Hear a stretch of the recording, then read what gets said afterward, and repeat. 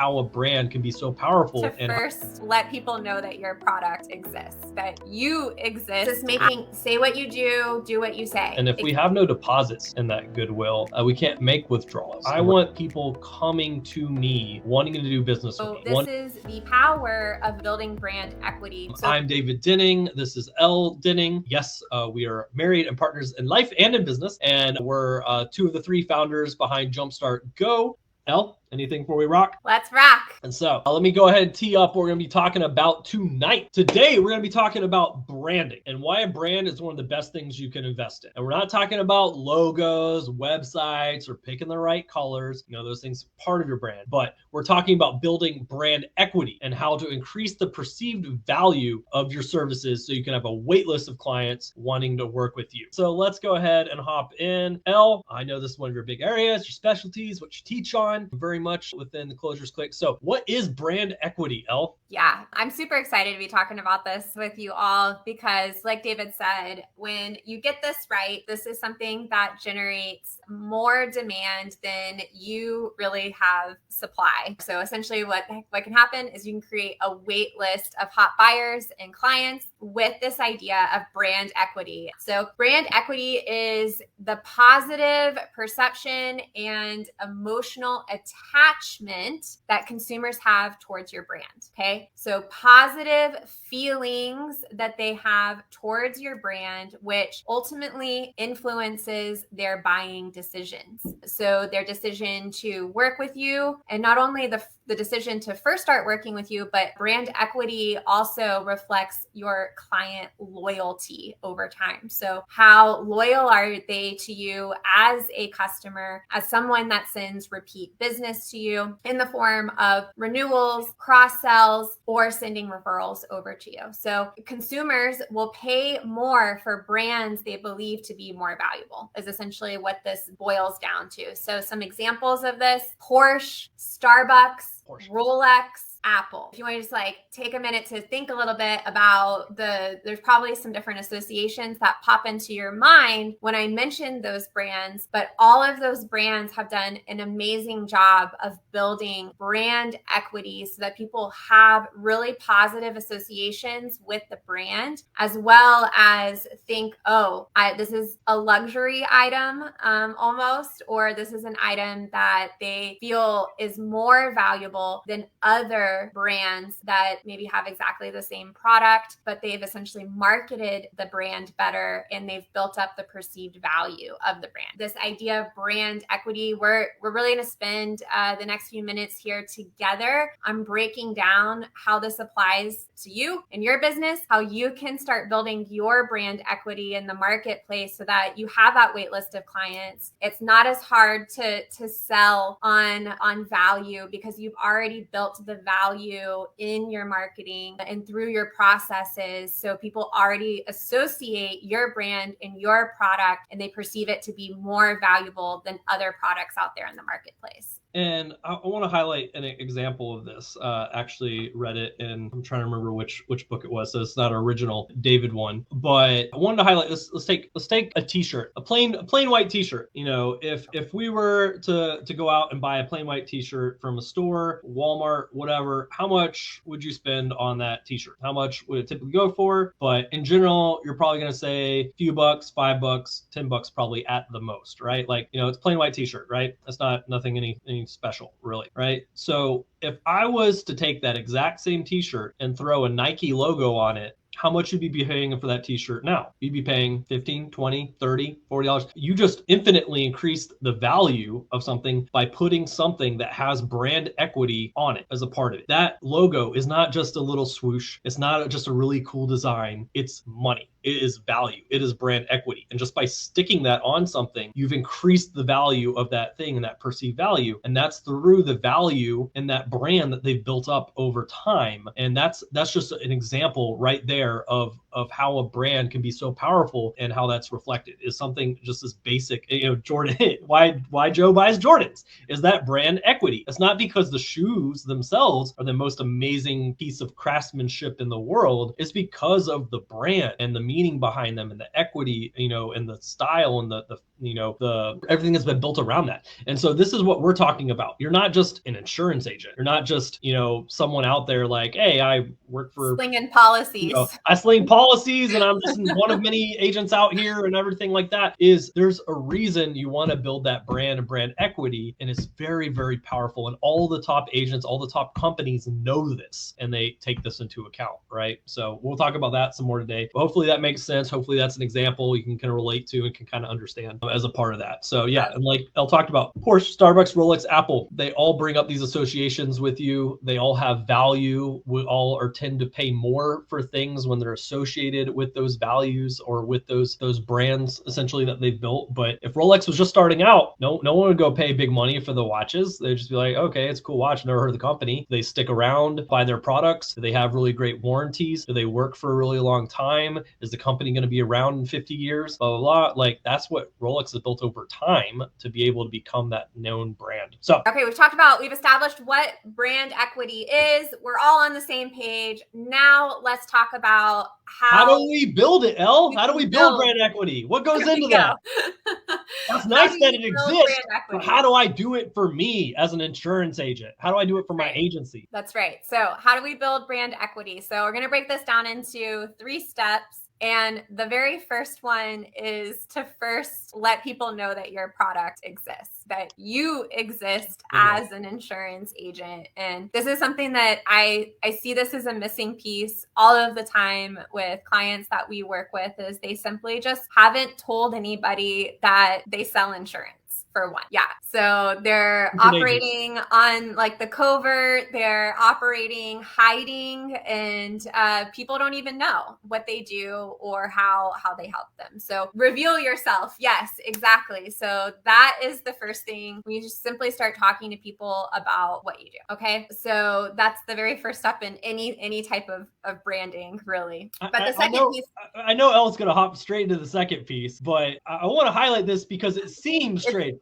It seems like that shouldn't be an issue. It seems like, oh, obviously, duh. But in reality, every single dang day, we run into this of agents being like, oh, I've never told anybody what I do. I've never put it out there. Either I'm scared or I never thought about it, or why would people care? And so they don't. And that, I know we're just kind of like, oh yeah, of course, I put it out there and I don't be a secret agent. But in reality, you got to actually go do it and not just think that, right? Yeah. So we're going to go into more areas right after this, but if you can't even let people know you exist and even put it out there and literally are comfortable telling someone, oh, I'm an insurance agent or ever, then you got to first overcome that, because you're not going to want to do the rest of it if you're not even willing to put yourself out as what you do, right? So a really good first step here with this is something that if you haven't done this, you can put this into practice today, is 1, make sure that you have a profile photo on social media of your face that's just of you, where you can see the whites of your eyes. And 2, please update your social profiles to say that you're an insurance agent at your agency. Like, I think those are 2 just very simple things that you can do on social media. I mean, if you want to take it another step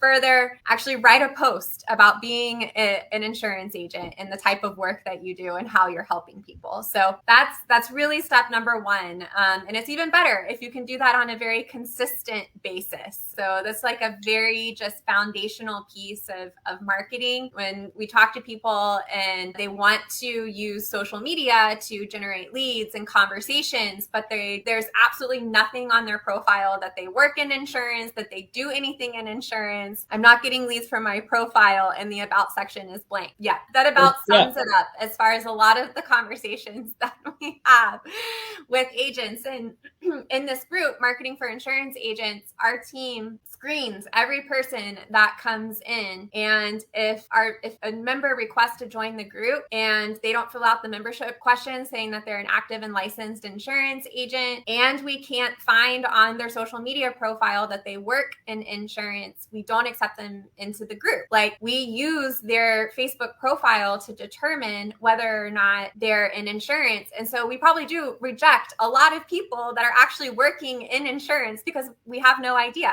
Their social profiles do not indicate that they work in insurance at all. So that's the first thing. Just let people know what you do on social, in your conversations, in your daily conversations. Your family, friends might know that you work in insurance, but they might not know actually the types of products you sell, the problems that you help them solve with those products. So make sure that you're talking about what you do. First step.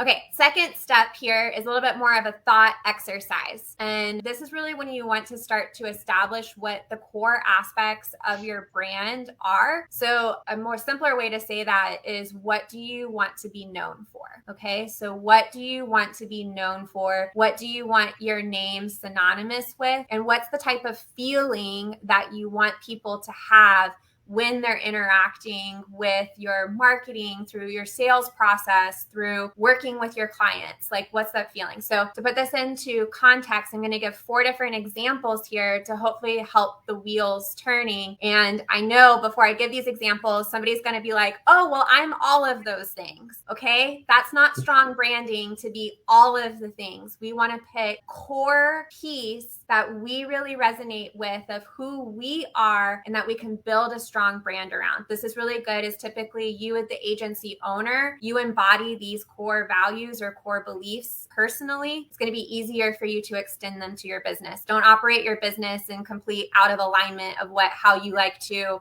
run your life and who you are as a person. Okay. So here's some examples. First, tech forward. Do you want your agency to be known for speed, responsiveness, having tools, maybe being cutting edge in the way that you're able to, deliver your ID cards, or maybe you are integrating more AI chat support into your technology. Maybe you're investing heavily into that so that you can offer more support through text messaging or instead of over the phone or face to face. That's very different than somebody that is like, no, I want to sit down with all of my customers. I want to do all of their annual reviews face to face. I want to print out the paper. I want to sit down and go through those papers with them. That's a very different feel. Okay. And all their pets, their dogs, their cats. I want to know.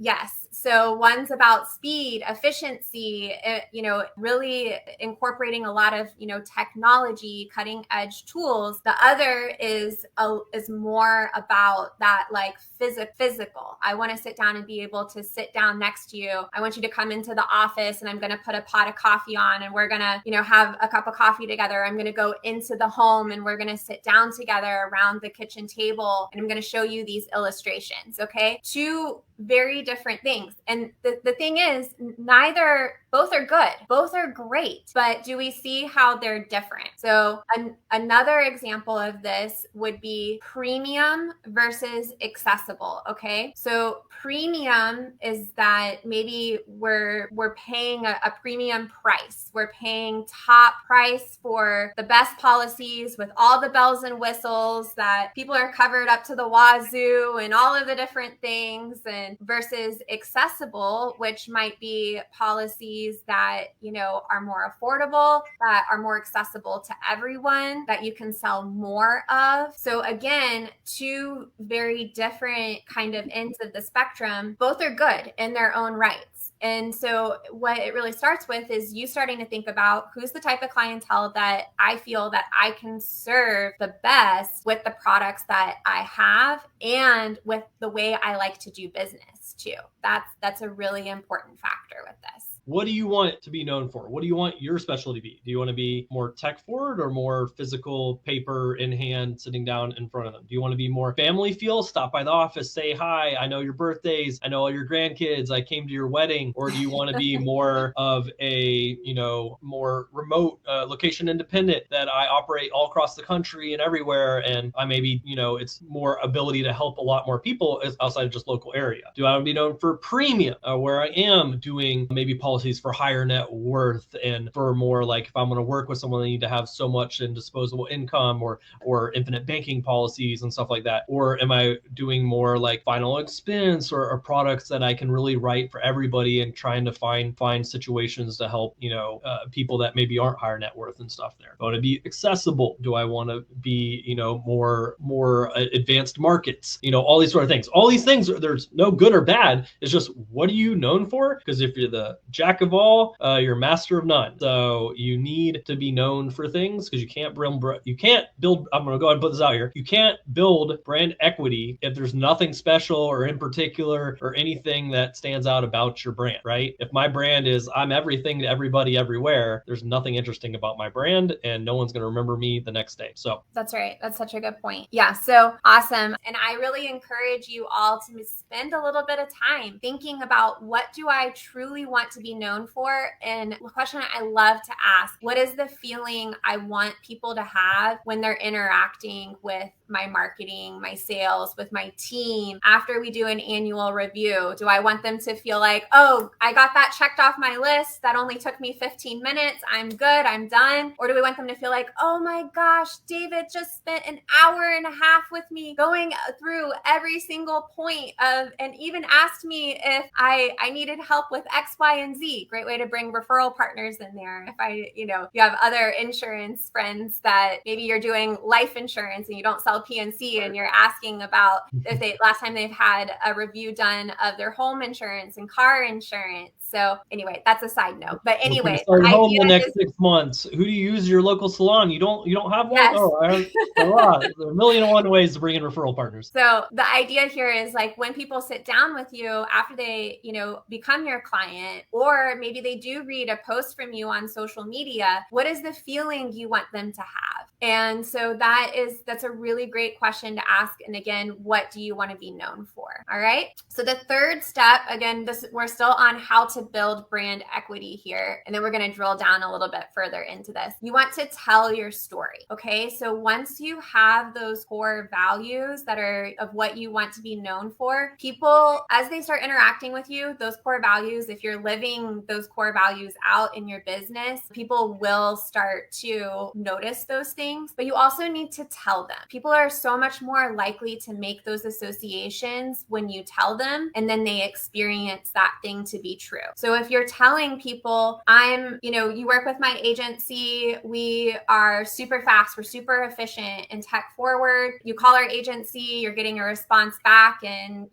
under a minute, whatever it is that you want to say that's like core to your brand. Then when they do the thing, when they reach out to your agency and they get the response in under a minute, or they call your agency and they've never been sent to voicemail, whatever that thing is, once they experience it, they know that to be true. And that's the core piece of building brand equity, of that what you say as a business and a brand then aligns with their experience of what they know to be true. So if you're somebody that says, oh, we prioritize technology, responsiveness, you call our agency and you're never going to go to voicemail, you get a response back in 60 seconds, whatever it is that you say, and they call and their call goes to voicemail and somebody doesn't answer their call, that now diminishes your brand equity because what you said doesn't match what their experience is. Okay. So it's just say what you do what you say. Exactly. That's perfect. So, and again, some of these things are simple concepts, but really starting to think about how you want your agency to be, how you want your agency to be known, and then making sure if you're saying those things that you're then following through with them. David and I say this all the time, but we said this all the time when we had our web design agency and we've built hundreds of websites for businesses all across the country. And we used to say one of the best things about our web design agency was that we actually did what we said we were going to do. Like that was the number one thing that stood out to people. It shocked people. It surprised them. Like we didn't really even feel like we were going over and beyond that much, but simply because we met deadlines and we followed through and we did what we said we were going to do, we built that trust and rapport with our clients, and we became known in our circles for delivering consistently on the thing that we said that we were going to do. You got anything to add to that, David? No, I think you nailed it. Awesome. All right. So the next piece that I think is the most crucial piece, and this builds on the tell your story, follow through, do what you say you're going to do, is brand equity is really built on the idea of goodwill and reciprocity. So you will build equity in your brand through the more goodwill that you build with your audience, with your clients, and with your referral partners. And David, I would love for you to talk about the idea of goodwill and reciprocity and what that means. And then we're going to drill down into some examples here. So, I mean,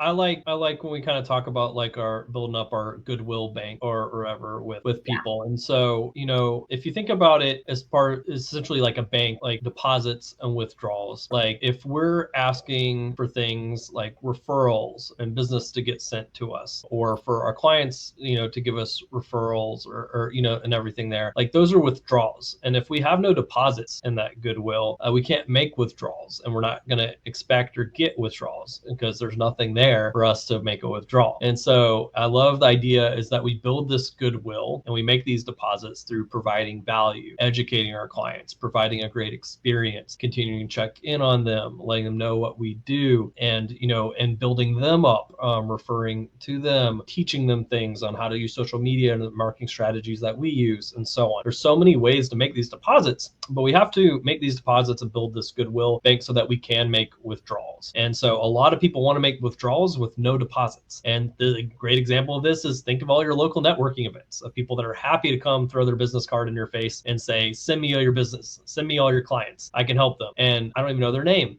I just got hit in the face with a business card. Of course, I'm not sending anybody to them. But that's the thing is people want to make withdrawals with no deposits, and you have to build this up. And the more successfully you do this, then the more and more withdrawals that are happening and coming that you don't even have to think about. And this is where really, really strong brands do this very, very well. And I don't want to go too deep into this because I could talk about this, but for a while. But for any of you guys that have been around the marketing world and building your business and the biz side, might know who Alex Hormozi is. I'm not going to go super big into the history there, but go check him out, look him up. But he has built a large brand and brand equity and provided a ton of value and does a lot of content and all these things to build this brand up because he wants people coming with goodwill and coming to him, have learned from him, done well from learning from him, so that eventually they come back to him and he can partner in their businesses or acquire their businesses. And so it builds deal flow to him that he doesn't have to go out and find deals. Deals come to him all day long. Mm-hmm. And that's what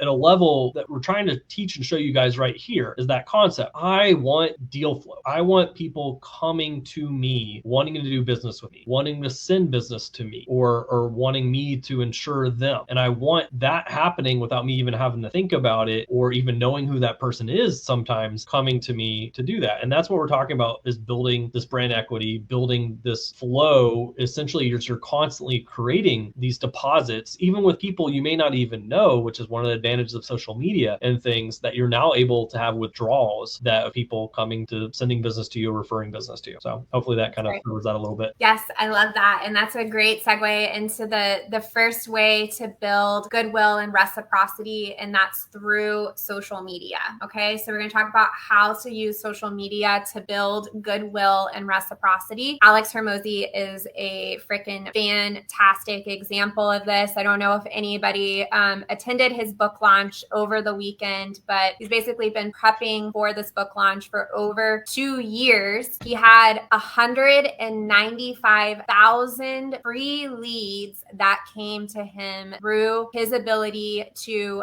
build goodwill and reciprocity through his social media channels. 195,000 free leads. He broke down the math on it. Over $3 million in ad spend he expected he would need to spend if he was doing this through paid advertising. That literally blows my mind. And so this is the power of building brand equity. So through social media, the way that you do this is by creating value-based content. This is content that your audience finds valuable. And we've done a lot of trainings on social media content in particular. If you want those trainings, if you haven't had a chance to plug into them yet or watch them yet, but this is how you build goodwill, okay? It's when people tune into your content or they read your content or they watch your video and they learned something that they didn't know before. They learned, and it's something that relates to them, that's going to help them in their life. It could also be something that makes them laugh, or it could be a word of encouragement, or whenever they're scrolling on social media and you're the inspirational person. You're the motivational person. Like every time they scroll and your content pops up, they're getting inspired by what you're sharing, or they're learning something new that they didn't know before, or you're sharing something funny that lightens their day. Again, do you see how this relates to branding and that what you want to be known for? So your social media is going to reinforce your brand, those core values, the aspects of your personality that make you relatable, for one, but also that provides value to your audience in the form of education or entertainment as well, can be a form of value as well. So if you're somebody, David likes to share funny things on his social media quite often, but he's a humorous, funny person. He's a funny dude. He likes that. So that's part of his personality that he shares on social media. And he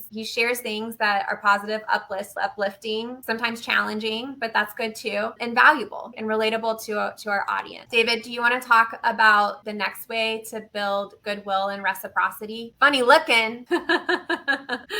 He's joking, thankfully. About the Austin. What was the question? Sorry, Joe distracted. The next way to build goodwill and reciprocity. The next way to build goodwill and reciprocity. Which one's the next? Through your sales process. I got thrown off. All right. So we talked about social media. So next one is through your sales process. And so with building goodwill and reciprocity through your sales process, we want to create a discovery-based approach so clients understand why your products are the best fit for them. So, with that, we don't want to be a one-size-fits-all. We don't want everything to look like a nail for our hammer. We want clients at the end of the day to feel heard and that we're solving for them, right? And if a client doesn't feel heard, you could have the best solution for them, but they don't feel like and understand that you are putting them in that best situation and are educating them and why that's the fit. And by first listening to them and doing a discovery to make sure it is, then you're not going to make that sale. You're certainly not going to get the referrals as well. And at the end of the day, that's the thing, is buyer wants to feel like you took the time to make sure that they're getting what they need to get. And when they feel like you've done a really good job with that experience, that you listen to them, that you got them all set, that then leads to the referrals, leads to retention, leads to a fan, and someone is a part of your ongoing tribe. And that's a big part of brand equity, is building up a tribe, building up fans. I mean, just look at Apple. These people are absolutely, fanatic for products that have less specs and cost more, as an Android person myself on that or ever. But think about it, like people build up tribes, build up followings, and that's because they're able to really come across that they are out for what's best, especially in the insurance industry, out for what's best for their clients and making them feel that way. We may all have those intentions, but if that's not the experience of our sales process, then they're not going to feel that way, and we're going to not successfully be able to do and build that reciprocity with them. Ella, anything add on that? Yeah, I think a great way to illustrate this is if anybody's ever been through a sales process before where maybe they had the conversation with somebody and somebody was like, you know what, I don't think I'm the best person to help you. Let me refer you over to, so-and-so. I think that they're actually going to be a better fit for you. That is like the epitome there of what it means to build goodwill and reciprocity, because now that person feels almost indebted to you for your time, that you took the time first to understand where they're coming from, doing the discovery-based selling, but then you didn't even go for the sale. So thinking again, knowing your brand, knowing your target audience, knowing those core values of who that good fit client is for you, what you want to be known for, that you attract the people that are those right fit, but then you repel the people that are not the good fits, right? And that might include saying no to the sale sometimes. But regardless, it is taking a discovery-based approach to your selling, really understanding what they need, and is what you have truly the best solution for them? If not, we can build a ton of goodwill through sending them over to a trusted referral partner. So referral partners, that brings us into how to build goodwill and reciprocity with referral partners. I'm going to keep this one real simple. Seek how you can help them first. David already said it earlier. Seek how you can help them first. So you really want to approach your referral partnerships with what can you do for them, not what can they do for you. Always look to add value to your relationships. And if you don't know what that is, simply ask them the question. What's a great referral for you? What's a great great client for you. How are you looking to grow your business? How can I help support you in that effort? Yeah. So David, anything you want to say about referral partners? Just that that's one of the most powerful ways to build your business, right? Like, we can only do so much. We only got 24 hours in the day. We only have so many people in our audience, especially maybe if we're starting off. But even if we've been doing this for a while, we still only have our audience that we're in front of, and we only have trust with those in our audience, and that's where referral partners let you exponentially increase that, because now you're tapping into their audiences, their trust, their reputation, and you can continuously build and expand this. But just like with the reciprocity and the goodwill, we have to make those deposits. So we have to provide value. And I think also an area that we cover a bunch in the Closers Click is I think a lot of people are in the misconception that the only way to provide value to referral partners is to send business to them. And that is one way to certainly provide value, and that's great. But a lot of cases, it tends to be more one way than the other in referral relationships as far as the actual referrals. But there's a million and one ways to provide value, whether it's doing content together, helping them with their audience, teaching them strategies and marketing, supporting them on social, leaving reviews, all kinds of things. There are a million and one ways. And so when we build this reciprocity up and these connections with referral partners, it's unlimited potential for the expansion of your business and people working around the clock to send you deal flow and to send you opportunities versus just what you're able to accomplish within your own 24 hours. So would you rather have a whole team and a network and an army of people going out and finding you the right people to work with you and sending them already with trust, ready to close and do deals with you? Or would you rather have to go out and hunt every single one yourself? So that's right. Love that. Next way to build goodwill and reciprocity is going to be with your existing clients. Again, this goes back to doing what you say you're going to do. Make sure that your clients have a great experience with you. Have regular touch points with your clients, annual reviews, client appreciation. I feel like this is something that we all know that we need to do, but so many agents that we talk to don't really have something set up in place, a process in place to really nurture those existing client relationships, even though that's the biggest opportunity that you have in your business. If you have an existing book of business, that's your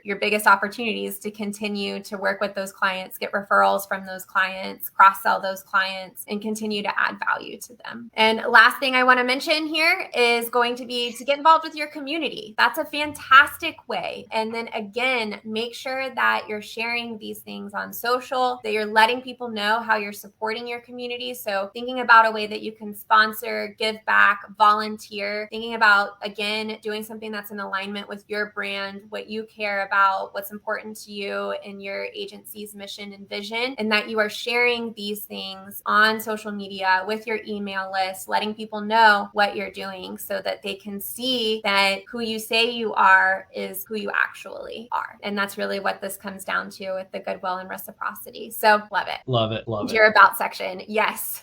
Joe's got it. Awesome.